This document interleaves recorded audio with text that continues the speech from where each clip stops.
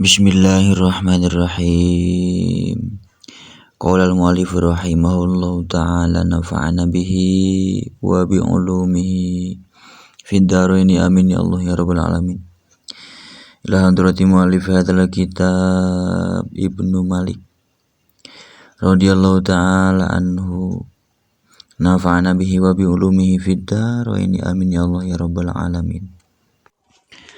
Asmaul af'ali wal aswati ari ieu eta babuat mertelakeun pirang-pirang isim fiil, pirang-pirang isim anu ngagaduhan makna fiil, wal aswati sareng isim saot atau pirang-pirang isim anu ngagaduhan makna sora. Dza ma naba'an fi'lin kasyatana wasoh huwasmu fi'lin wa kadza awah wa mah. Ma ari kalimah namba ngagentian itu mba an fi'lin tina fi'il. Kasyatana ari contona eta tetep seperti lapad syatana hartosna pisah. Wasoh jeung lafad soh hartosna repeh.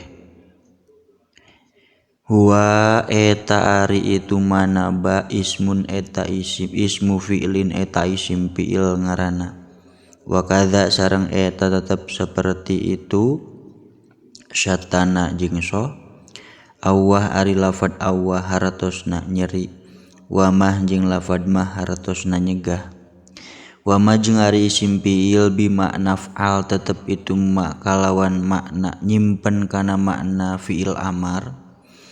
Kathuro eta seueur itu ma ka amina ari contona eta tetep seperti lafad amin bi makna istajib. Wa geru sareng ari salianti itu ma makna fa'al. Nazuro eta langka itu guer kawa ari contona eta tetep seperti lafad wa. Wa hayhata jeung lafad hayhata.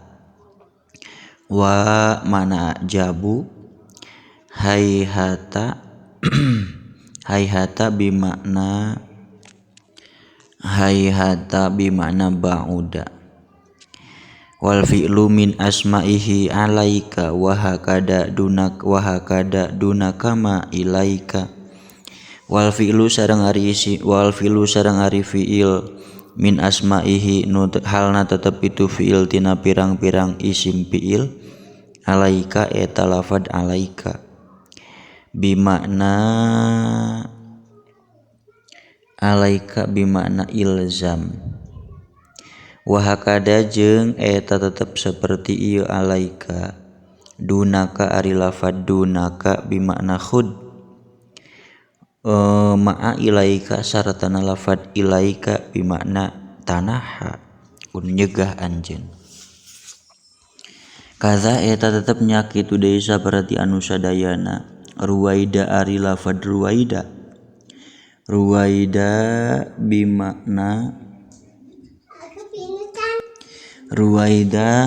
makna amhil kudu mere kesempatan anjeun. Balha jeung lafad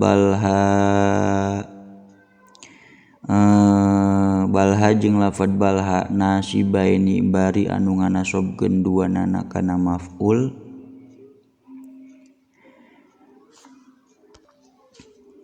Wa ya'malani sareng amal duanana al-qabdo kana ngajeerkeun masdaroini bari dijadikeun masdar duanana. Terkadang nganasobkeun, terkadang ngajeerkeun. Wa ma lima tanubu anhu min amal laha wa akhir malidhi fihil amal. Wa ma jeung ari amal lima tetep itu mapikeun fiil tanubu ngagentian itu asmaul af'al anhu tina itu ma min amalin nyatana amal. Laha eta tetep pikeun itu asmaul af'al. Wahir jeung kudu ngahirkeun anjeun ma kana ma'mul lidzi tetep itu ma pikeun asmaul af'al.